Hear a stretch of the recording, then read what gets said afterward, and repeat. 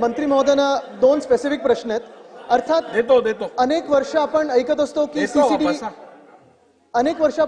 की सीसीटीव्ही लावलेत, online fine वगैरे आहे, पण इथे परिवहन मंत्री देखील आहेत, गृहमंत्री देखील आहेत. मी दोन्ही मंत्री महोदयांना विचारीन की आज जी गरज आहे ती कायद्याच्या धाकाची आहे. जे आपण फिजिकल ट्रॅफिक पोलीस बघायचो रस्त्यावर, एक कायद्याचा धाक असायचा, लोकांना भीती असायची, ती भीती गेलेली. हल्ली आपण कोस्टल रोड बघा, कोणी रिव्हर्समध्ये येतं, कोणी उलटं चालवतं, मरीन ड्राईव्हर असेल, कुठच्याही छोट्या मोठ्या रस्त्यांवर. तर ट्रॅफिक पोलीस आपण तैनात करून कायद्याचा धाक वाढवणार आहात का? आणि दुसरी गोष्ट म्हणजे पेनल्टी आपण वाढवणार आहात का? कारण आज 50-100 रुपये देऊन कोणी निघून जातं. ती पेनल्टी, फाईन देखील वाढवणं गरजेचं आहे, जेणेकरून आपल्याला कायदा तोडण्यातच भीती वाटेल. असं मी दोन्ही मंत्री महोदयांना विनंती देखील करेन आणि प्रश्न देखील विचारेन.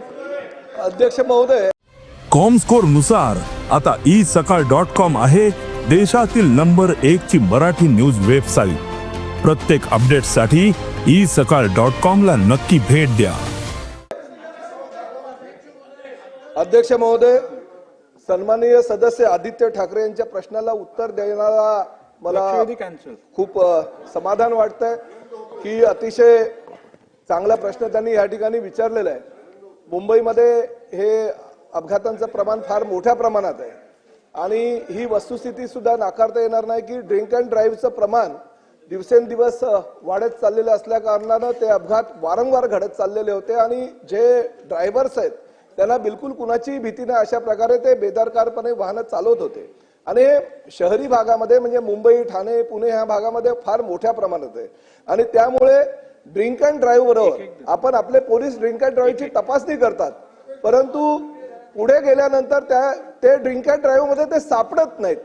याचं दुसरं कारण असं आहे की कदाचित त्यांनी ड्रग्सचं पण सेवन केलेलं असल्याची शक्यता नाकारता येत नाही. आपल्याकडे जे मशीन्स आहेत ते ड्रिंक अँड ड्राईव्हच्या मशीन्स आहेत, परंतु आता पुढल्या काळामध्ये, पुढल्या 3 ते 4 महिन्यामध्ये काळामध्ये, कारण हे तरुणांचं प्रमाण ड्रग्सचं सेवन मोठ्या प्रमाणात झालं आहे आणि ते बेदरकारपणे वाहने चालवतात. अध्यक्ष महोदय, परिवहन विभागातर्फे पहिल्यांदा असं घडणार आहे की ड्रिंक अँड ड्राईव्ह बरोबर अल्कोहोल टेस्ट त्यांची करत असताना ड्रग्सचं सेवन केल्याची टेस्ट सुद्धा आपण फार मोठ्या प्रमाणात करतोय आणि तशा प्रकारची मशिनरी आपण विकत घेतोय आणि त्यामुळे हे अपघातांचं प्रमाण कमी होणार आहे. अध्यक्ष महोदय,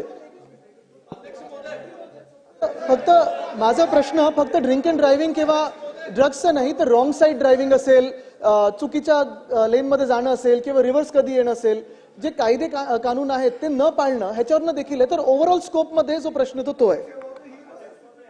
शहरी भागामध्ये फार मोठ्या प्रमाणात आहे, त्यामुळे पोलीस तर पोलिसांची कामगिरी, ती आमच्या खात्याची कामगिरी नाही, परंतु पोलिसांची कामगिरी बजावत असताना आम्ही भविष्यामध्ये सुद्धा AI टेक्नॉलॉजीचा वापर करून, अध्यक्ष महोदय, काय होतं की आता कुठल्याही रस्त्यावरनं बेदरकारपणे वाहन चालवत असताना 80चा स्पीड, 100चा स्पीड, हे त्यांना नंतर जी गाडी पासिंगला जाते त्यावेळेस त्यांना तो दंड आकारला जातो, परंतु तोपर्यंत ते दंड ते नंतरच्या नंतर बघू अशा पद्धतीने ते वाहन चालवत असतात. AI टेक्नॉलॉजीच्या माध्यमातून प्रत्येक वाहन चालकाला ती एक आपली जशी शिडी असते त्या पद्धतीने त्यांना सांगितलं जाईल की तुम्ही